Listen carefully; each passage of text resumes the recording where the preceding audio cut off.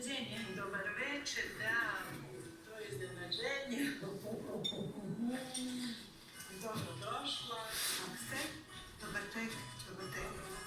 Znam je i ona jako draga cura i baš mi je bilo drago što se pojavilo. Eko Mucko-Bucko. Bili je jedan puta jedan Mucko, ki ima obrazek bilje maličo Bucko. Zato su mu tako ime i dali, Mucko-Bucko, svi su ga zvali. Jedno je zapolno Mucko lačan bil, zemlje bananu pa ga je pojil. Mjackao je bananu, mjackao je jako, a koru je frknula štrpet, lihta.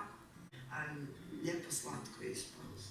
Mucko-Bucko sad smeti odvaja, hartu, plastiku, staklo, konzervi, va različite lati stavlja.